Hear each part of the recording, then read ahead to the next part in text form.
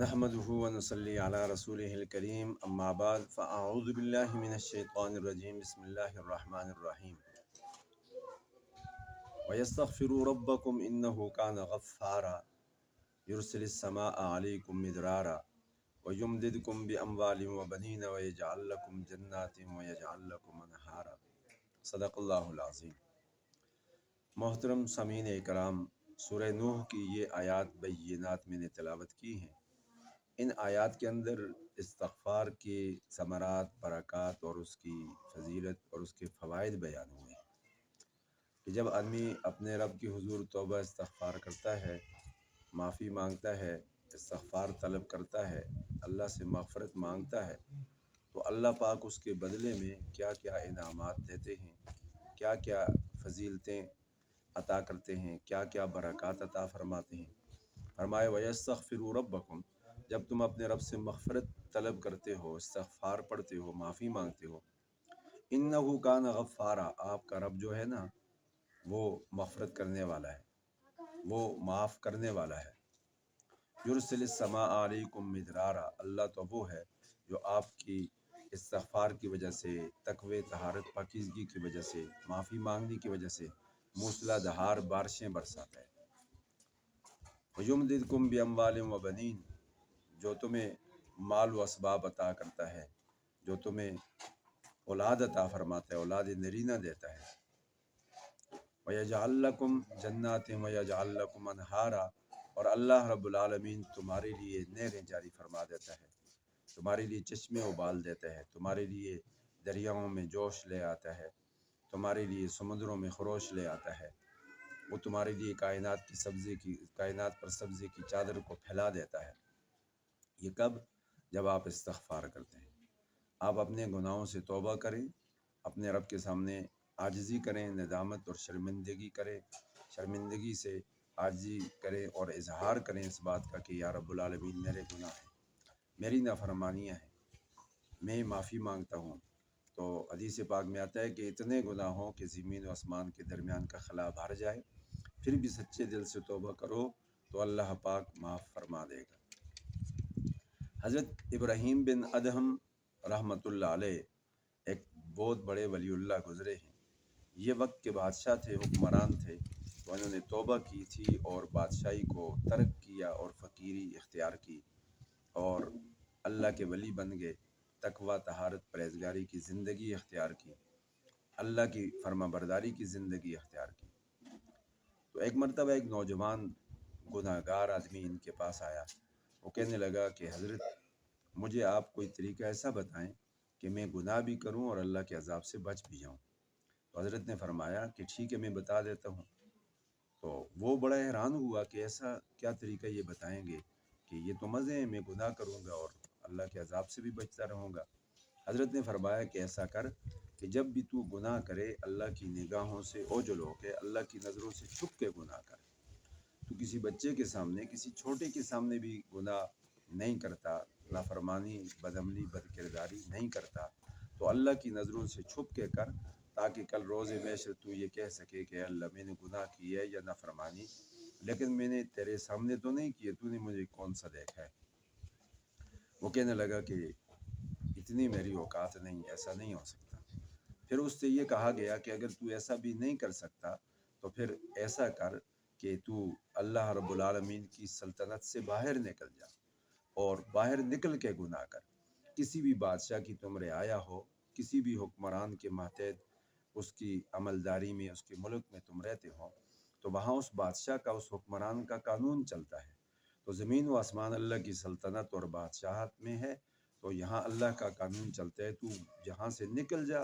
اور پھر باہر نکل کے گناہ کر، تو روز محشر کہہ دینا کہ میں نے گناہ کیا، نافرمانیاں کی میں نے، لیکن اے اللہ تیری سلطنت میں نہیں، اس سے نکل کے کی ہیں،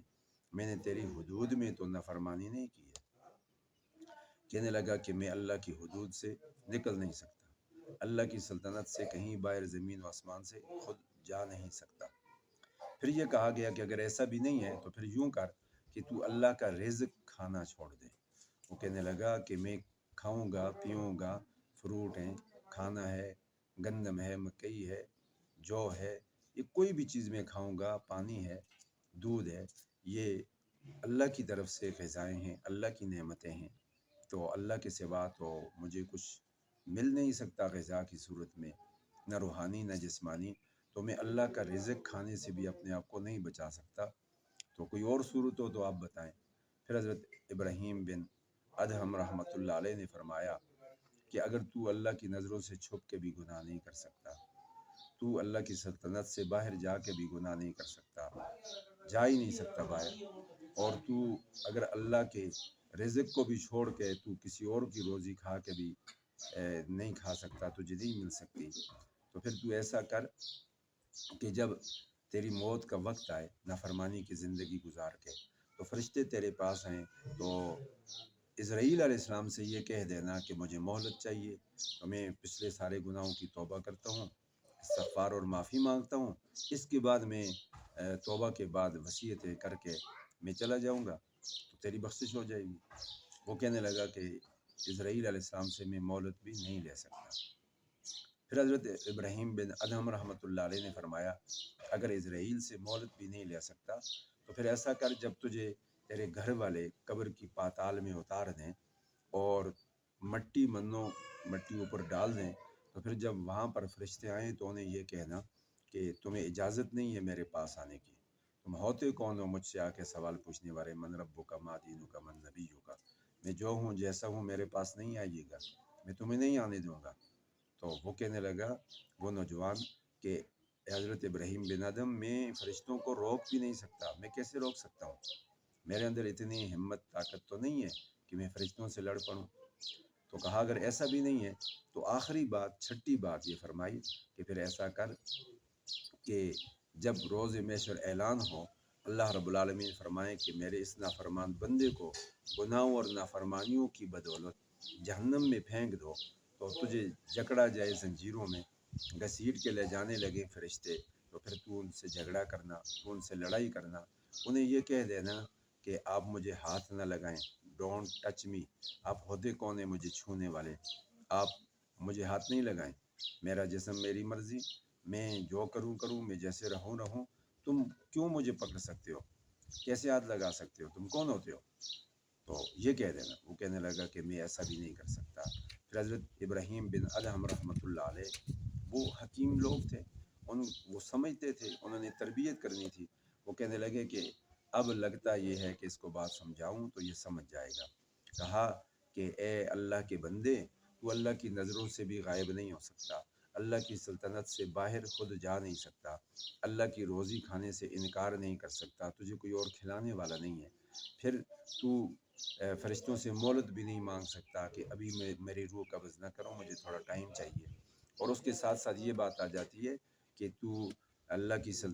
فرشتوں سے مہلت بھی نہیں مانگ سکتا، اگر قبر میں تجھے اتار دیں تو وہاں بھی یہ نہیں کہہ سکتا کہ میرے پاس آنے کی ضرورت نہیں ہے، میں تمہیں اجازت نہیں دیتا کہ یہاں نہیں آنا، جیسے بڑی بڑی کوٹھیوں پر مکانوں پہ لکھا ہوتا ہے نا اجازت کے بغیر آنا منع ہے،